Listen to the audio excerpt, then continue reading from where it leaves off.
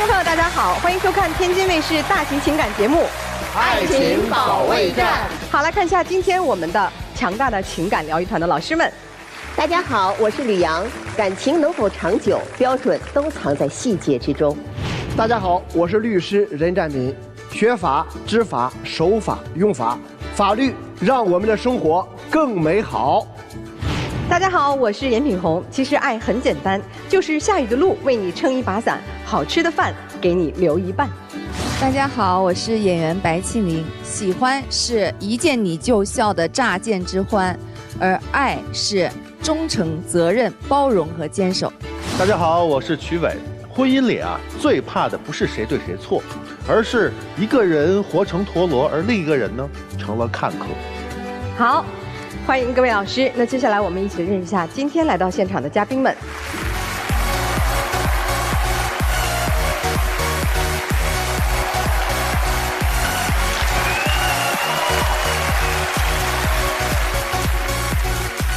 首先要疗愈的是本期第一对情感嘉宾，韩先生，51岁，来自吉林；电工张女士，51岁，来自吉林。家政，他们究竟遇到了怎样的情感困惑？感情中最大的问题，我对他都够好的了，他一点都不知道感恩。他天天喝酒，没事就得闯点祸。感情中谁付出的多？我呗，大事都得我在扛，我还得为他在兜底。我呀，我一心想着家里，他天天胳膊肘往外拐。你希望对方做出的改变？我希望他念我点好，别跟我总提离婚。把酒戒了，顾点家，要不就赶紧离婚。哎呦，这谁先来讲一讲啊？这20-30年的日子怎么过到现在变成这样？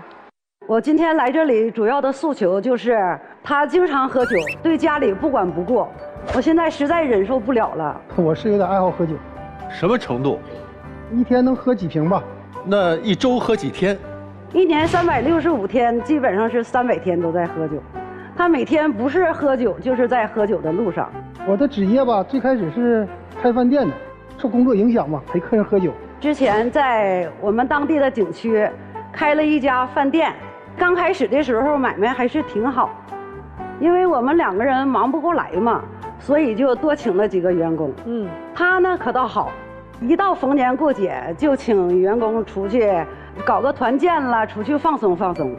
刚一开始的时候吧，我也没太理会，我寻思适当的出去放松放松也行，但是后来他就越来越控制不了了，隔3差5的就带员工出去喝酒 KTV。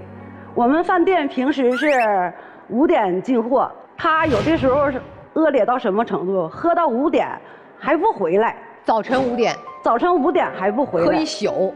对，喝了一宿。我给他打电话，人家还在跟员工在 KTV 喝酒呢。没办法，我还得自己一个人去上货。他吧，不但喝酒，一到过年过节的时候就给员工发个福利。就因为我们家的饭店做得非常好，我给员工发点红包，他总是在后面斤斤计较。你老婆的意思是说，你年底发的那个红包是奖励员工平常陪你喝酒的钱？就是他一天喝点酒高兴了，就是喝上头了，心情好了就想发就发。因为这事儿我俩经常吵架。他不光说的给这些员工发红包，平时的时候还跟这些员工没事又称兄道弟的，又解解闷闷的，导致的这些员工上班的态度非常的不积极。就这还不算，他开饭店的时候还结识了不少狐朋狗友，跟这些狐朋狗友经常到店里白吃白喝，吃完饭就走，也不买单。确实，我有些朋友吧，到我的店吃吃喝喝的，有的是有钱付饭费，有一部分呢他条件不好，没有钱付饭费，人也没说不给，说月末开支就给送来。我妻子呢总背着我打电话朝我这边要饭费。他这一桌吃饭不给钱，基本上我都得卖10桌，我才能把这一桌的钱赚回来。最后饭店倒闭了，倒闭了之后他就还继续喝酒，而且喝酒喝的比以前还更凶了。有多凶？喝到什么样？我有一本日历，今天我带来了。这得给大家看一下。不是，你这上面好复杂，又有勾又有半叉又有全叉。我给大家解释一下啊，对号就是他喝的大多，喝醉了。对，半多不多就是一对号一叉，半叉，就是说一天一口没喝的时候是叉，基本上是天天在喝。我数一数啊，4个纯叉，然后喝大了的这勾啊，1、2、3、4、5、6、7、8、9、10、11、12、13、14、15、16、17、18、19，纯喝大了的19天。就因为他长期喝酒，导致他现在得了个痛风。他喝大了这勾啊是醉成什么样啊？喝完酒就是耍酒疯，他带一些狐朋狗友到店里吃饭，喝多了在店里就呜呜喧喧的。有很多我家的回头客就跟我说，再也不上你家去吃饭了，太吵了，总是闹哄哄的。啊，如果不去店里，回家的时候喝多了什么状态？他这个人酒品特别的不好，他喝10次，得有8次是喝多的。而且每次回家都是半夜凌晨，一回家之后就把所有的灯啊、电视啊全都给你打开，还得找我跟他俩说话。你要是不跟他说，就是我睡着了，他得扒拉你脑袋。你得听我说，我说话你得有回应，没有回应还不行。有一次，我就是实在是忍无可忍了，最终跟他俩大吵了起来。他就急眼了，直接拿脑袋就去撞那个我家墙上有一个婚纱照，把婚纱照外边镶的那层玻璃给撞稀碎。他现在脑袋上有个疤，现在还有呢。你为啥要撞婚纱照啊？给我气的，我感觉吧。喝酒生气吧，打女人是种无能的表现。那我只能说是我脑袋撞墙吧，以示回应他。那不也没出息吗？这个表现也不咋样。真是。是，我也知道，我喝酒喝的人吧，已经喝到没有底线了。嘿，你也知道喝到没底线了醒了以后我自己总结的。那还喝啥呀？不行了，我已经喝酒喝的已经着迷了，不喝酒睡不着觉。痛风严重吗？现在？痛风吧，大约1个月1次2次吧。他这是一犯病之后，自己不能干活不说，我还得在家照顾他。我一照顾他，我的工作也耽误了。最严重的时候，我还得连背带扛的送他上医院。你说这不是闹得2个人得不偿失吗？你们的生意黄了之后，他不是去做了电工吗？对，除了喝酒啊，对家里这些表现，他去做了电工以后，在网上接一些单子。记得有一次，他这边正接个单子。马上就要出发了，结果有个朋友来电话说的家里电表坏了，让他帮忙去给修一下电表。我的意思就是说，你可着那个赚钱的活，咱们先把那个钱赚到手，你下午或者是晚上再帮他修也可以，是不是？那就不行，立马就把单拒了，就得去帮朋友去修电去。老师，你看，这都是女人的想法。我作为一个男人来看，那是我最好的好哥们儿。他的电路坏了，让我第一时间去帮他抢修，难道这有错误吗？挣钱的事可以放一放啊。外人都特别的重要，对家里边不管不顾。我记得那时候是我女儿还上小学，放学的时候需要人接。那天她中午之前，人家就找朋友去喝酒了，正巧赶上我家我母亲生病了，我就带我母亲到医院。我一看时间赶不上接孩子了，我就给他打电话，我说你回家接一趟孩子，我陪妈在医院看病。不行，我喝酒呢，没时间接不了。那天是我请我几个哥们吃饭，中途我撤场了，那把朋友放到那儿，那是一个男人应该做的事情吗？那孩子谁接啊？没有我这爹，那他的孩子就没人接了吗？没有你这爹，他的孩子也能长大。实话是啊，我借着酒劲儿，我也心里话呀。怎么会有这样的父亲？我们听出来了，这孩子反正是没接。不光是跟我姑娘，有一次就因为他喝酒喝多了，半夜回来，喝的里倒歪斜的，走道都直撞墙，把我家的一个暖水壶碰洒了。当时吧，我儿子的有一个很重要的工作文件，就让他用水给浸泡了。人家转过身来，就跟没事人一样。还矫情的说啥？说孩子，你自己重要的东西你自己不经过好，你还能怨我吗？我儿子当时也跟他俩大吵了一顿，结果一赌气走了，到现在基本都不咋回家，有的时候也就跟我打个电话。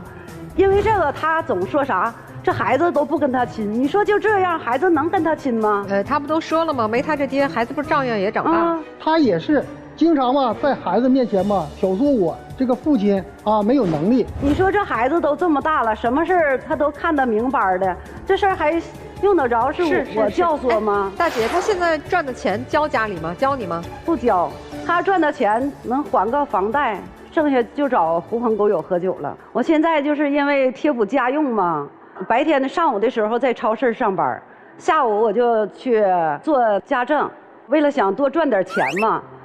孩子都上学，哪儿都需要钱，而且我一天累的腰酸腿疼的，胳膊腿都麻。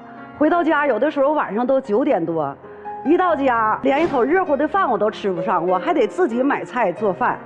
他干啥呢？翘着2郎腿坐那儿看电视。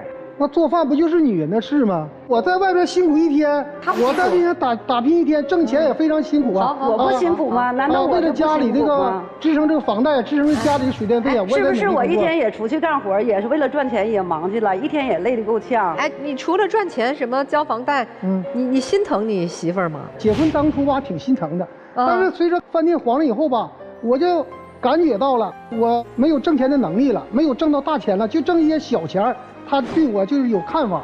那你不应该更对他好一点，多照顾一点？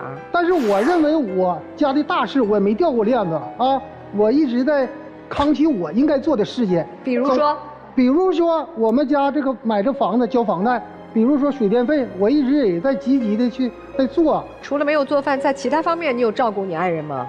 我这一天吧，喝酒喝的也里老外邪，也没太注意这事。自己也知道。其他方面，他头几年有病啊，住院住了20多天，我是日夜照顾他。可别提住院的事儿了，你要是不提还好点儿，一提住院，我生病住院，我就更气不打一处来了。他吧，表面上美其名曰的说是照顾我，结果照顾你是怎么照顾的呀？人是去了，还没等到中午呢，提前就把酒局约好了。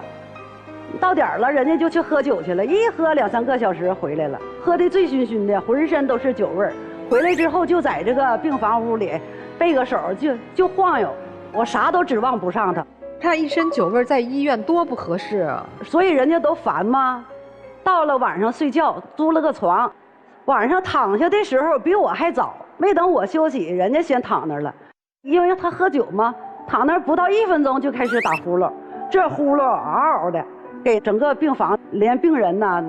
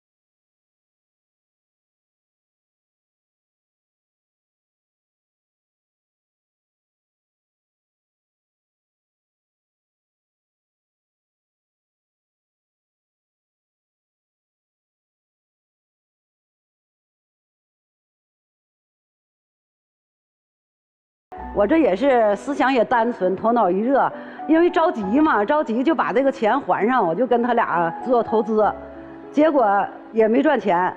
后来又说什么理财呀赚钱，我是为了借钱还钱，结果可倒好，干一样赔一样。我问一下这女士啊，大姐，你这借的钱有没有用到家里啊？没有。这个大哥知道吗？当时4万块钱的时候，他知道，是事前知道，是事后知道的。4万块钱，他当时就知道。这是理财啊，投资啊，他借了这些钱，欠了这些钱，我不知道。事后吧，是听到我家的孩子啊对话的时候，我才听到。最后这钱还了吗？啊，最后我还了。怎么还的呢？我家里吧有个这个地方拆迁呢，给我们一部分补偿款，给了20多万。在我个人面前，我又借了一部分，凑齐了28万。我是现在说句心里话，当时我欠4万块钱的时候，他不帮我还，我就已经彻底的心寒了。当时我就想着，如果我把这个4万块钱还完以后，我就不和他过了，我就和他离婚。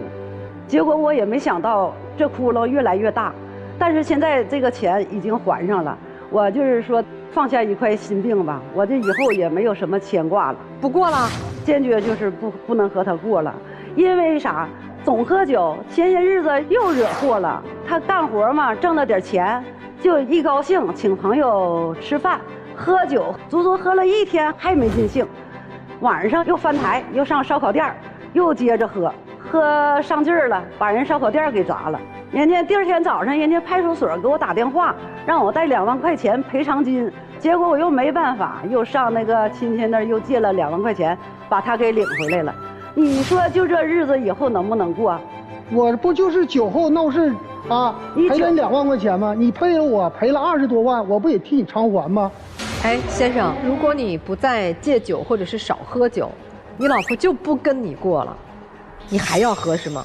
我相信我还得喝，但是我应该有节制，吸取教训吧。啥叫节制啊？啊，节制就是刚才1年365天300天在喝，280天在喝大，喝多。你准备变成什么样的节制？我节制吧，就是少喝吧。你看你以前是1年365天，你喝酒300天。咱俩这样行不行？你1年喝65天，300天别喝了。既然老师说了，给我提个好的建议，我尽量再做吧。65天也不少，但是我们那边的吧，大家都是天天在喝，有事没事都在喝。那别人家媳妇儿不会因为这个离婚，对吧？别人家没出这么多篓子，别人家男人没有因为喝酒惹了这么多事儿。说句心里话啊，真正做正事的时候吧，酒友有10个，可能最后能帮我解决问题的寥寥无几，也就1个半个来吧，多数都不来了。那你喝酒的意义在哪呢？彰显我的实力吧，因为我请他们喝酒，我非常豪爽啊！我请他们，大家都围着我转，我有种自豪感吧。你在你夫人这里感受过这种骄傲自豪的感觉吗？我认为我们结婚时候吧，夫妻挺恩爱的啊，互相都能理解，互相能包容。自从开了饭店以后吧，有了钱以后吧，距离吧确实有点远了。黄了以后呢，这个我挣钱能力就没有了，他就成天抱怨。他在外边惹了这么多事儿，捅了这么大个篓子，我替他还了以后，他不但不感恩，还总呢时常的拿小话磕到我，时时的一整就跟我要闹离婚。所以你觉得不是喝酒的事儿啊？对啊，我认为不是喝酒的事儿，是因为你没有那么多钱了，所以他看不上你的事儿啊？对，我认为本质就是这样。我如果要是因为他没钱，早就跟他离婚了。如果他说那我听任律师的，我1年300天不喝了，只喝65天，行吗？那还考虑考虑。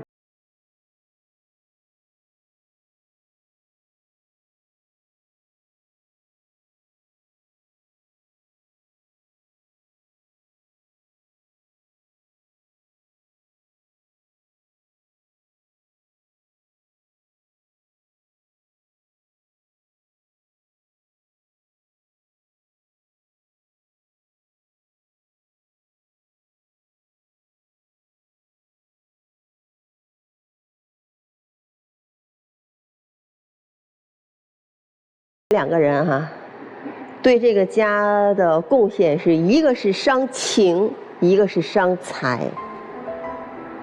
我觉得你们之所以现在让我们看起来你们还能共同站在这个舞台上，你们还捆绑在一个婚姻里，我们刨除孩子的这一层原因，我觉得是因为你们始终觉得这个婚姻存在的意义是可以给你们托底，但是他托了你的底，欠款都还上了，却不一定能拖得住他未来继续消耗的底。所以不是说他对你没有感情了，你这个婚姻本身怎么样啊，你又为他还钱，不是这个，是他不想再为你收拾残局了，而且他也不知道你还会继续闯出什么残局来。所以其实真正关键是你在这件事情上，你认识到的态度究竟是家重要，还是你外面的那些消耗你的狐朋狗友重要？一个男人如果连自己的家都顶不起来，你在外面再怎么样，别人也不会。就像你说的，当你有10次需要帮忙的时候，能有1个帮你1次就不错了。你交不到任何知心的人，因为你对家的承诺都没有，谁能相信你的为人是值得托付的？所以我说态度问题就是你在这件事情上你的自己的控制，你自己想要去改变他的那个愿望，才能决定你这段感情还有没有机会去修复。我没有说一点机会都没有，但是前提是你得把这个家当回事儿。大姐，我反过头来也说一句啊，我觉得他不断的在外面去证明，哎，我在男人堆里大概是一个什么样子，有价值，人家看到我的豪情，人家看到我侠义，为什么？他想要通过这种方式证明自己，哎，我是有意义的，我活得挺像一个真男人的那个感觉哈。但是我觉得这本质上是因为在这个家庭当中，你们对他的这种亲密的关系给的也都不够。孩子不理他，跟他大吵一架，你对他也成天都是指责，在他真正失落的那一段，给他的这种情感上的支持也没到位，他是失败了，他是做错了，但是你们给的这个东西给的不对，你不能都说他的错。其实，在那一刻，他到处散红包、喝多了干这干那的时候，你就应该拿出你经营一个饭店的本事和能力，你的原则，去把所有的规则建立起来。那你自己就有自己的铁腕，那没有办法，你在为这个家负责，对吗？所以，其实，在这件事情当中，你错多，你也不是没错。我不是说一点机会都没有，但是能不能改，能不能把这个机会掌握得住，关键在你。我问一下大姐。你们家这个饭店经营啊，比如说失败之后，有没有给大哥进行一些鼓励和帮助？当时确实没有，因为我也很忙啊，我这一天也天天出去干活。那我听明白了，我知道问题在哪。第一啊，大哥是这样，小酌怡情，大饮伤身，适度饮酒，早点回家。我就按照这个标准，基本上不会出大错。我们每个人是自己健康的第一责任人。我觉得你首先呢，都要对自己的健康负责。我觉得你认识方面还有一些这个不当的地方。你比如说，这个做饭就是女人的，孩子不管他也可以长。其实你这个认识本身就是错的。抚养未成年孩子，帮助婚姻的另一半，这都是我们法律规定的义务，不是可有可无的。大姐有一点我觉得值得商榷，就是你借钱的时候啊，其实你看，你呢是夫妻关系存续期间，你以自己的名义对外承担了债务，借钱嘛，是吧？而且你这个钱没有用到家庭，也没有用到你们共同经营的饭店中，那么这个钱严格来讲是你的个人债务。所以大哥为什么说你自己惹的事情你自己扛？这个话呢，从法律上来讲是对的。从情理上来讲呢，值得商榷。但是呢，这个钱即使是大姐个人的债务，那么你们呢，夫妻共同财产中有一部分，大姐可以拿着这一部分去还她的钱，也是可以的。总之吧，我觉得大哥你这样，你先从对自己负责做起，然后呢，再对家庭、对孩子，最后呢，再对自己的朋友，要有这么一个顺序，好不好，大哥？好的，老师，谢谢任律师啊，谢谢你。如果电视机前观众朋友也想更加了解任占敏律师呢，有一个非常简单的方法啊，就在我们的微信公众号里搜索“北京冠岭律师事务所”，你有法律问题呢，可以找他来进行咨询。先生，你现在叫做众叛亲离，你还有啥呀？你还在这儿大言不惭地说，我老爷们儿喝点酒咋了？喝点酒不算啥。问题是你喝酒耽误了你的人生，你喝酒背后你的那个自尊心，那个特别可悲可怜的大男子主义毁了你的一生。我们认清现实不好吗？生意黄了不赚钱了，咱就踏踏实实去赚钱不行吗？赚了钱交给媳妇儿不行吗？店开黄了，那咱情感上陪伴上多给妻子一点儿，把这个弥补回来，平衡了，日子还能照样过吗？谁管你啊以后？换句话说过来，为什么以后没人管你啊？你在过往30年中，你管过别人吗？你在乎过你老婆的感受吗？你跟她说过情话吗？你在她难受的时候、伤心的时候、生病的时候，给过她安慰吗？没有。我觉得他给了你很多机会了，甚至他让你帮忙还4万块钱的时候，我觉得都是给你机会。否则，她一个这么吃苦耐劳的女性，一天打2份工，上午一份。下午一份，我觉得他靠自己的双手也还得了。要你干啥？你自己都说没有我这爹孩子也能长大，没你这老公他过得更好。所以我觉得，如果你还想自己以后晚年的生活，身体能健康，心理能健康，有人至少看你一眼，你要再喝这个酒啊，你完了。妻子，我说2句啊。虽然我觉得在这个婚姻当中，你的丈夫表现得更差。但我觉得你表现的也不算好，看结果，30年了改不了喝酒的臭毛病，30年了，你借4万块钱他都不愿意帮你还，你又给了他多少爱？你有没有付出很多的温暖和爱给他，唤醒他那颗烂醉的心？你得关心他，你得爱他，你得在乎他，心疼他。我觉得你也一点都不心疼他，他宁可花钱装大头去要那点朋友给他的自尊和面子，因为你不给他呀。所以我们都反思一下自己的过往。我是希望你们以后晚年的生活至少健康，有人惦念，一心向善，好吧？各自努力吧。我觉得这位女士挺不容易的，我挺心疼她的。同为女性吧，我觉得一个人面对着这样的丈夫，身心疲惫，打着2份工，也许她给这位男士的爱和表达温柔温暖可能是比较少，但是她已经无力给予这一切了，因为她身心疲惫。她唯一的错误就是那个4万块钱的口子，最后把它撕大了，就变成28万。我相信你今后不会再犯这样的错误。说一下这位男士吧，可能你在朋友在所有人面前你都是一个好人，但实际上你对你自己最亲最近的人是最无情的。殊不知，一个对自己最亲最近的人都能那么无情的人，他是不可能对任何人有情的。所以一切都是你给自己画的一个假象，一个泡影。实际上你自己本身就是一个酗酒的人，一个因为酗酒而丧失理智的一个无情的人。刚才说了一句特别不尊重女人的话，你说做饭就是女人该做的事情，我一个老爷们为什么要做饭，对吧？对呀。还对呀，还对吗？那你做饭生孩子，是因为你身边所有的朋友都那么说，因为你接触不到这种高端的朋友，你只能接触这些同频的人，所以我觉得大姐她改不了，你信我的，真的她改不了。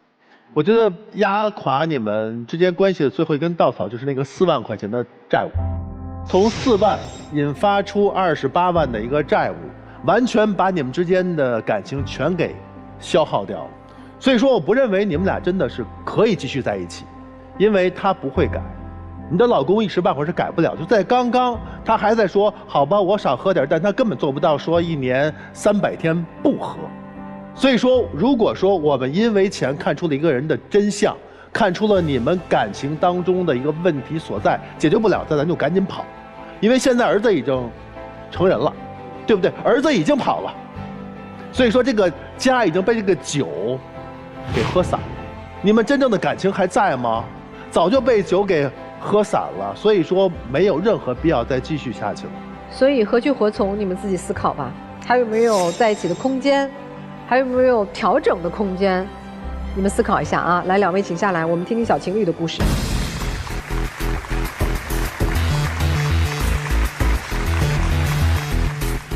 本期第2对情感嘉宾小明，20岁，来自安徽；模特小慧，22岁，来自安徽。学生，那么他们又遇到了怎样的情感困惑？这段感情和你预期想的一样吗？差不多吧，我很喜欢他，也很爱他，但是我总惹他生气。我给他解释，给他认错，他也不听，我也很无语啊。很不一样，他特爱玩，很自恋，他觉得全世界的女孩子都喜欢他。我感觉他做事很不靠谱，我真的很心累。你希望对方如何改变？他的行为思想特别传统和古板，这点一定要改，还要及时行乐，享受当下，享受我对他的爱。我希望他成熟一点，性格收敛一点，别整天嘻嘻哈哈的，觉得我好糊弄。哎呀，这确实是2个小年轻的恋爱啊，这特别不愉快。是谁要来的呀？是我导师。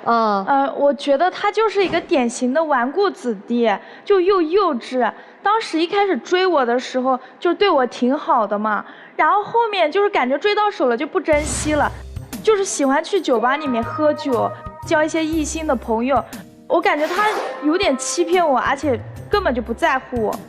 他去酒吧喝酒，你没跟着一起去啊？年轻人玩一玩吗？没去，就是之前他有一次过生日，一起吃完饭各自回家了，谁知道他又去转场跟他朋友去喝了一场，我又不知道啊。要不是他朋友发朋友圈，我看到他喝醉了搂着几个女的，那他这不是纯属就是欺骗我吗？你怎么还搂着其他的异性啊？那没办法，长得太帅了呀，那别的女的可能对我有意思吗？往我身上扑，那就被录下来了呀，让他们发朋友圈嘛，没有办法。哎呀，天哪！你真的没见过长得帅的吧，朋友？哎，那他去酒吧会出现这样的情况？他刚才说他的工作是模特，那是不是也有很多和女孩子合作的这个机会啊？对，所以我就有点吃醋嘛，我就挺生气这点的。而且我觉得他家庭条件挺好的，就是根本不需要去做这个模特行业。他去做这个模特行业，纯属就是因为自己自恋，就可以交一些异性朋友，可以去搭讪嘛。然后他之前还喜欢玩机车，他有一次骑着机车跑到山东那边去，然后摔了吧，我觉得很危险啊，而且玩机车也很费钱。他没钱的时候，他去找父母要，他父母要是不给他的话，他就找姐姐要。我感觉就是完全给家里惯坏了，惯得乱要钱，还乱搭讪女孩子，有没有？家有钱的我也没办法呀。你有没有搭讪女孩子吧？人家主动找的我，对吧？这跟我也没有太大关系。那你有没有做出一些调整，让女朋友放心？那我跟她说了呀，对吧？我之前追她的时候，那染个小黄毛，对吧？我带照片了，要看一下。看一下，以前是这样的造型，对吧？就以前就比较喜欢染黄毛，然后我也有自己的个性。后面跟着她，后面呢也是听她的改造，然后呢给我改成这种风格。哎，女朋友改完之后你满意吗？我本来是挺满意的呀，因为确实是我喜欢的风格。这改完之后好像比以前更帅了呀。对啊，我就是想提升一下他嘛，他就觉得我就是老是挑他毛病。那你岂不是更不放心了？那不是，因为我自己是做穿搭的，看着也舒服呀。他染了一头黄毛，我看着肯定就不舒服。所以男孩是说我为了你我也改变了，你喜欢的造型我就去努力尝试了。那他讨厌的你和女孩子的这种接触，你有没有去改变一下呀？那我当时也跟他说了呀，我说我以后再也不去喝酒了呀，对吧？现在基本上就是想着以后跟兄弟之间，就是好朋友他们开个电竞酒店啊，然后在酒店里面喝，不去酒吧了。他说的是真的吗？不去喝酒了？他喝其实也喝，我就说他当面一套背后一套，就是偷偷的，我感觉他就是在欺骗我，背着我去喝的。我看到本子上他自己承诺的，说距上次喝酒已经是5个月08天了，真的假的？是有那么多时间了，就是。其实我也不太喜欢喝酒，我主要是喜欢那种氛围。不是，他说他5个月08天没喝了，你信不？我不信，他肯定偷偷就喝过了。没喝，这没法调查，是吧？哎，大姐，你老公要是5个月08天没喝酒，你是不是能心情好点？那是不可能的啊！对，他也认为不可能，肯定偷偷喝了哈，所以还是不相信他。对。这女孩子的边界感她有没有调整啊？被你发现了跟女孩子拍照片之后，我后来也原谅她，她当时不就哭着跟我说嘛，然后我就对，然后就有点心软了，想着毕竟谈了1年多了嘛。那她有没有改变吗？改了，我一开始做模特，然后天天跟女的出去拍照，因为她们也是女模特呀，对吧？我工作原因啊。然后呢，他就会吃醋生气，那我就跟他说，我说以后这种有异性的活动，我基本上都给推了。其实我做模特，我也想给他以后有更好的生活呀。做模特是给他赚钱。对呀。我不需要，导师，我根本就不需要他这样做呀。而且我感觉他家里不是挺有钱的嘛，就是他不是为了赚钱给你的，对，他就是享受做模特的那种嘚瑟的感觉，对，像被人追捧的那种感觉。就女生的意思是，就是说。你其实可以往家里要钱就行了，不用自己去那个抛头露脸的。那我也有上进心啊，对吧？对，这直接把我给否定了呢。小明同学，你只有20岁，你不上学去做模特吗？当时大学没考好嘛，然后后面也打算就是家里面出点钱，出国留学嘛，深造一下。那你还出国留学吗？去。说到出国留学，我就非常的生气。之前我过生日的时候，明明答应过我，就是一直陪着我。他说要留在安徽这边工作嘛，然后找个稳定的工作。谁知道他后面就突然间变卦。如果他一开始说他可能会出国留学，那我可能还就是会好一点。他明明答应过我，他后面又转口说他要出国留学，9月份要出国留学，那我肯定生气啊。他这个不是不遵守承诺吗？今年9月份就要出国留学了。对。你做好准备了吗？我已经做好准备了。英文考过了吗？去的是澳大利亚。澳大利亚不需要英语吗？需要，但是。雅思考了几分？已经在学了。我说你要等我2年，对吧？我说2年回来我跟他结婚。他家也催他，我都不知道为什么他家催他结婚了，就是给他介绍相亲对象，还天天在我面前说他那个相亲对象，长得又没我一半帅，我不知道他催这个有什么用？你还见了相亲对象啊？那是家里面介绍的，我也没办法嘛。而且我也没去见面，我跟他说，我就是想让他有点上进心，他整天就知道吃喝玩乐。哎，我问一下你姑娘啊，你觉得你的男朋友啊，你看他们老说自己帅嘛，有很多女孩喜欢，那他对你呢？你觉得专一吗？我觉得其实他有时候对我挺好的，但是他就喜欢背着我偷偷去酒吧跟其他朋友玩，你也不知道他会做什么。那你自己说一下，你专一吗？我特别专一的，我当时对他真的是一见钟情啊！那看到他那个目光都移不开，然后我就天天满脑子想着他。后面朋友撮合，好不容易追到手，那我肯定好好珍惜啊。但是我觉得我玩归玩，我爱他还是爱他的呀。那你出了国之后，这2年之间和你的女朋友怎么相处呢？平时打视频啊，对吧？发信息，他也喜欢打游戏，我陪他打游戏不也可以吗？我觉得异国恋的话，根本就没办法走下去。他整天他这么爱玩，他喜欢爱玩，他出去交友，那我出国了不纯就是放飞自我了吗？他说他不是眼里都是你，只爱你。他光说这个，怎么能相信呢？我跟他说了，我说不行，我走的时候去他家跟他订婚呗，给他个承诺呀。哦，你看人都说了。他都不稳定，让我家里面人怎么说呀？而且都没有上进心，我觉得我跟他的价值观都完全不一样。他出国不是为了深造学习吗？我感觉他就是玩，他有钱他就是去玩，对，根本就不在乎这些。你觉得他这个就是，当然20岁本身就很年轻啊，但他是那种。在某一方面还是有那种成熟度的小孩吗？情绪平稳吗？他一点都不平稳。之前有一次上课忙，没有回到他信息，不是很正常吗？没有接到电话，不也是很正常吗？他就生气，直接拉黑删除，然后后面估计又反悔了吧，跑到学校来质问我，说我为什么不接他电话，为什么不回他信息？我本来想跟他解释的，他一点就炸，我怎么跟他解释？那他忙之前，他为什么不能先给我发个信息，告诉我去忙了呢？然后忙完之后，为什么不能打电话呢？我微信是给他拉黑了，我承认。那他为什么不能打个电话给我呢？不，你为啥拉黑他呀？我生气啊！我给他你生啥气啊？我给他发信息、打电话，他也不接，也不回。那你觉得他干啥去了？我就觉得他跟学长啊或者学弟啊，对不对，在一块散步。在学校我怎么知道他干嘛呢？哦，就像你那个去酒吧玩第2场，然后他找不着你啊，觉得你也是干了这些事儿。差不多吧。但性质不一样呀，我觉得性质都是不一样的呀。但你来了吗？发现也不是，人家就是上课吗？那你还不道歉吗？我道歉了呀，对吧？我也跟他道歉了呀。不过我也承认，我有的时候确实脾气比较暴躁。哎呀，确实是小啊。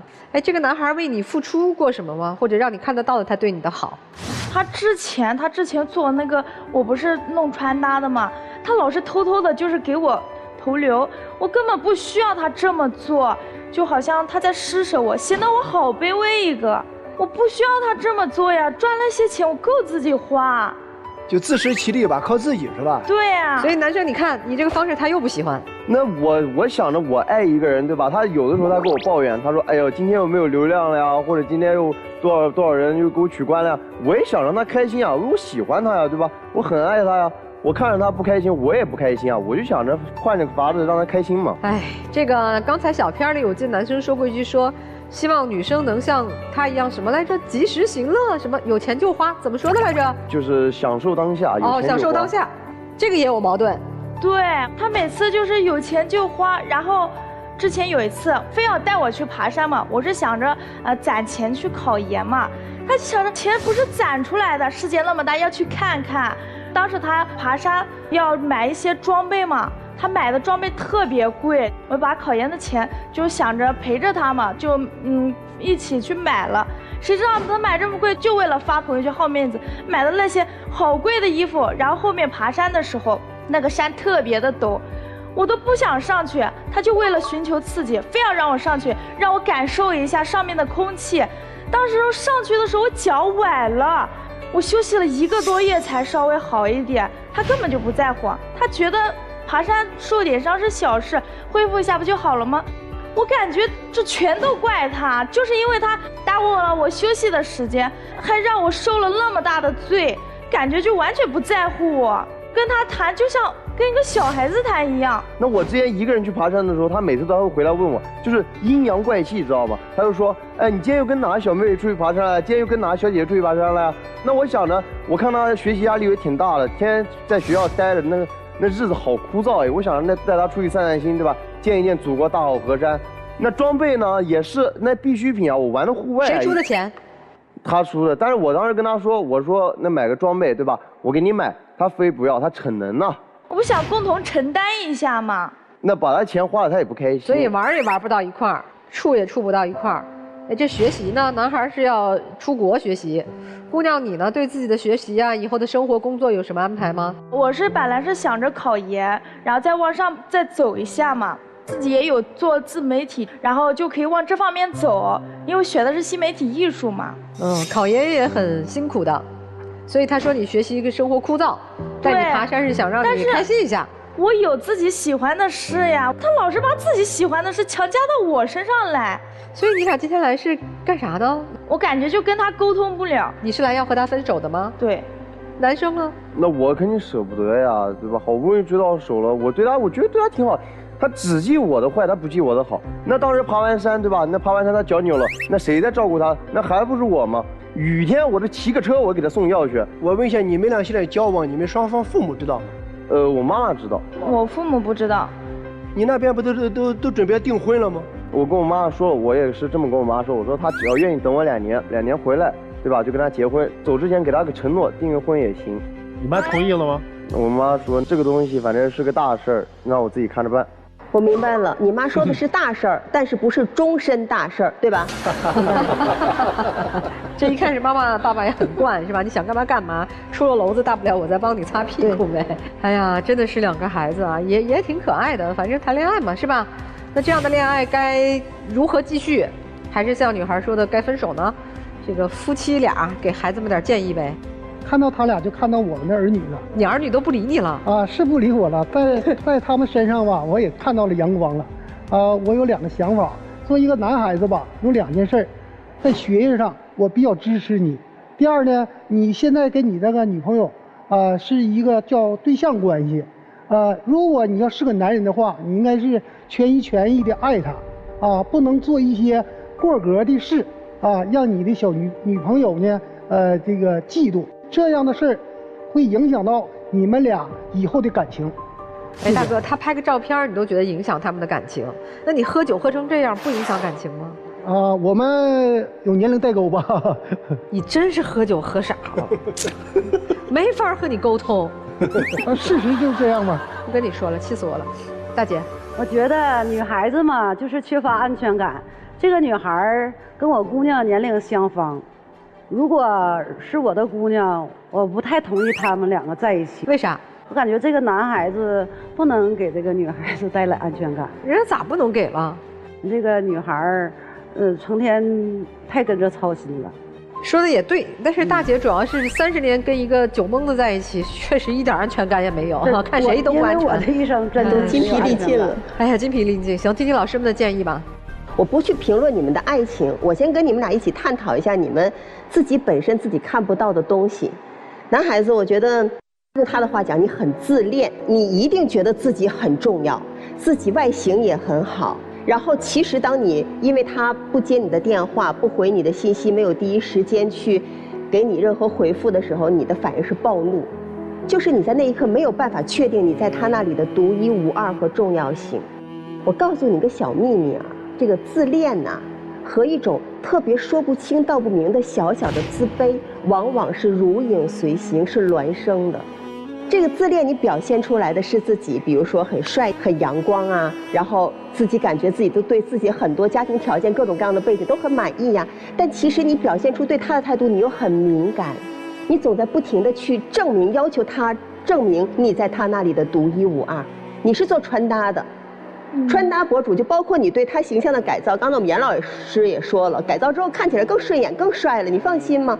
你在追求完美，完美可能是你做这个行业当中一种本能的东西，但这个本身会给你一种禁锢，所有的不如意你都是不能容忍的。所以从这2点上来看，你们俩真的半斤八两。就我们刚才都说呢，都是孩子哈，我给你们各自规划一个对于未来发展的一个小建议好吗？男生，我觉得你要去见世界，按照你的方式去看看这个世界有多大。刚才白老师说过了，更帅的你见过吗？你一定要经过真正的打击，真正的那种在内心当中受伤的感觉，被打到谷底了，你才会重新建立起来，慢慢走向成熟的那个步骤和阶梯。女孩子，其实我觉得你判断她是潜力股，对吧？看着都很好，但是你不是她的那个发动机，你没有这个能力，因为她的家已经给她了一个很好的发动的原动力。你真正应该做的就是做好自己的事。你们两个人真正应该见的是各自给自己一个时间，你不要给承诺，你的承诺在现在这一刻太幼稚，什么都承担不起来。比如说3年之后、5年之后再相见，我期待你们可以在顶峰相见，而不是在山底下相互拖拽。先说小明吧，小明呢是第一，自恋、自信，又有那么一点点自卑，长得帅没办法，家里有钱没办法，别人追我没办法。我问你个问题，你觉得你有没有曲老师帅？有是吧？你看，这就叫什么？这叫满满的优越感。我也承认他比我帅。不，他只是比你年轻。但是我敢承认他比我帅。哦，对，我们眼里曲老师比你帅，但是曲老师自谦说没你帅，所以他不会因为帅而让自己特别洋洋得意。其实，曲老师的回答才是真正的自信，自谦自信。你给我们是满满的优越感，这个优越感中呢有一种浮躁，或者就是用女生上来的第一句话，他觉得你有点幼稚。所以我觉得这方面呢，你需要沉淀，需要历练，而不是盲目的去自信。你们现在还真有点不合适，双方都需要规划人生，双方都需要提高，双方都需要历练，甚至双方都需要磨难。在这个基础上，你们再谈婚论嫁，彼此都给一点时间吧，这就是我的观点。谢谢任律师。如果电视前的观众朋友呢，也想更多的了解任占敏律师，您在微信公众号当中搜索北京冠领律师事务所，就可以和他取得联系。如果有法律问题的话，可以向任律师进行咨询。哎呀，我觉得你们也挺好的呀。那年轻人谈恋爱不就是这个样子吗？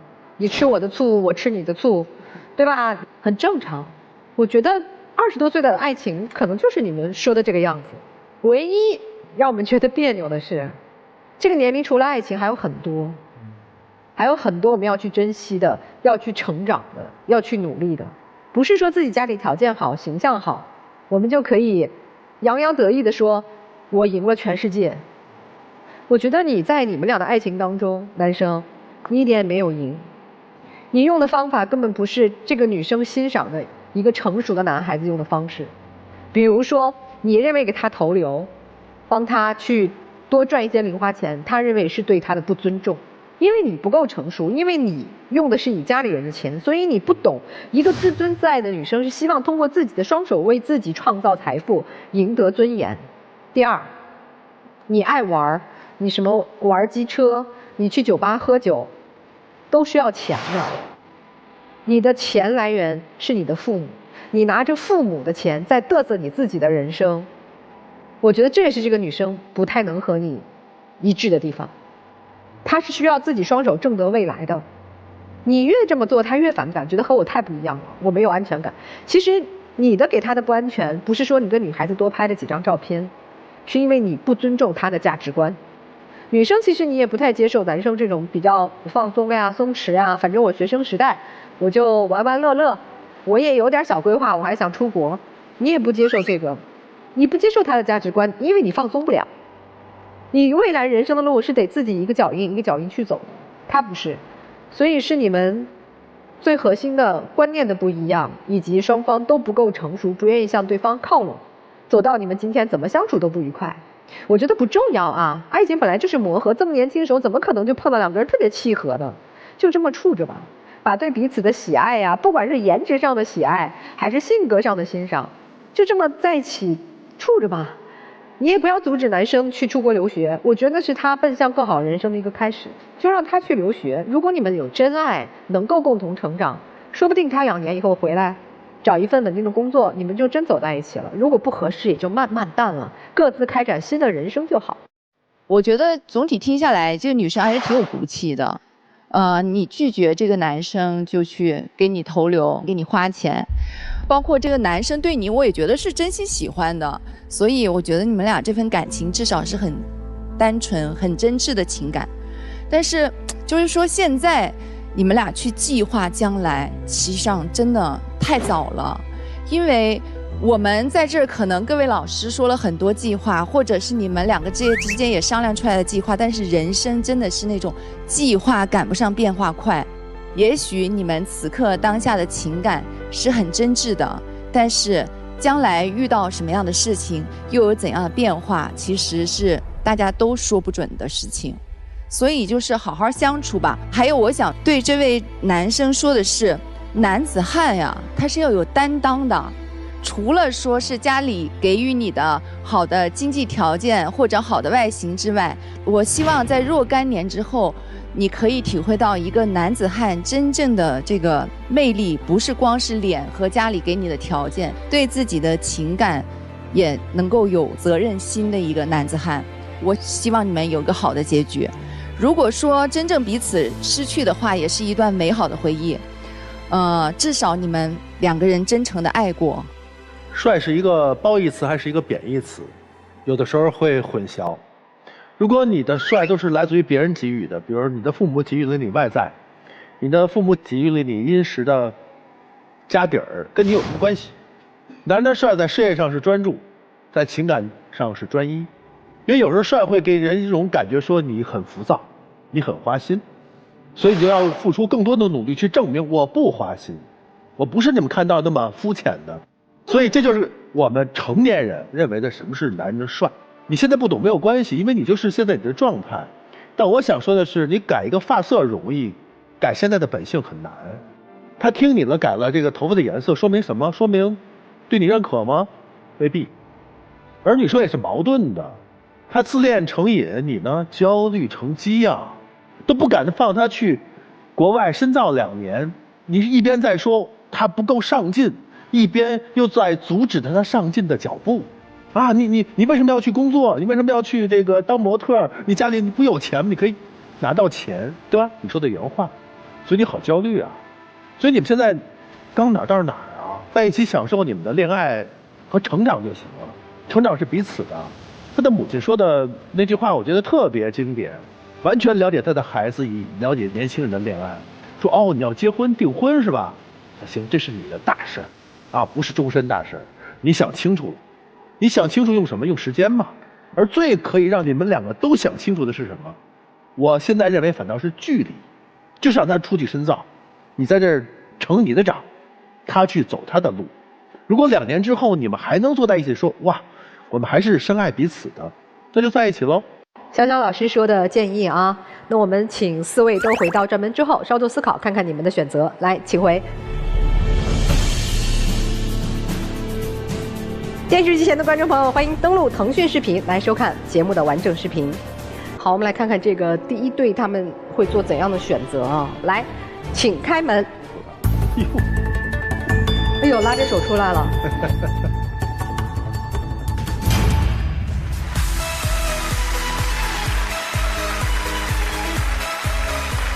你不说今天这个是下定决心不过了吗？怎么又笑着牵着手出来了？刚才他又答应我了。他答应啥了？这回以后也给我做饭了，也少喝酒了，尽量少喝酒了。上台之前吧，确实我挺任性。刚才吧，听见几位老师啊，对我啊，对人生的点评啊，深有感触啊。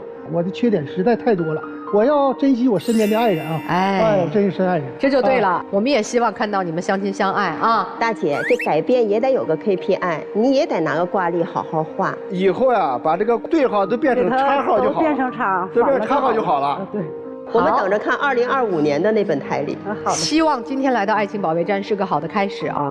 好吧，谢谢几位老师。美好发生怎能不看？让我们一起进入真情时刻。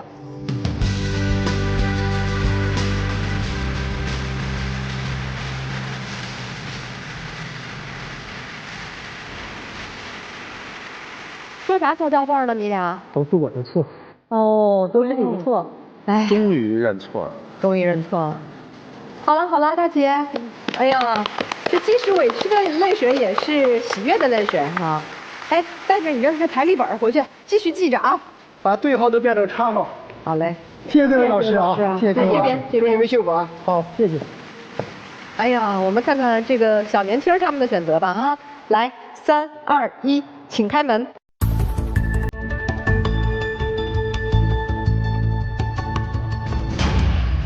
多养眼的一对，真是挺养眼。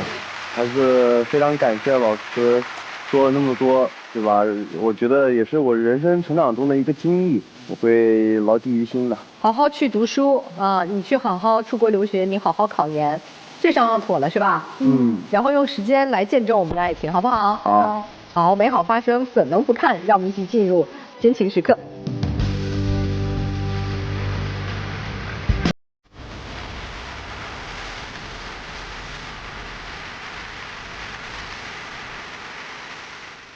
未来的人生路还很长，希望你们能彼此陪伴，祝你们幸福哦，快快成长啊！再见，拜拜，拜拜，拜拜。接下来我们一起进入婚恋新说法。我和妻子结婚7年，最近我犯了错误，妻子不选择原谅。如果现在离婚的话，我能挣得4岁女儿的抚养权吗？夫妻双方在离婚时，对于子女抚养权的归属以子女利益最大化为基本原则，过错方不会被绝对的丧失抚养权。对一般的过错，比如因出轨而导致感情不和，那么通常情况下不会直接剥夺过错方的抚养权。但是，对于严重的过错，比如家暴、吸毒、虐待子女等，在司法实践中会认为过错方不适合继续抚养子女，从而就丧失了对子女的抚养权。也感谢观众朋友的收看，感谢我们老师们的分享，我们下次爱情保卫战再见。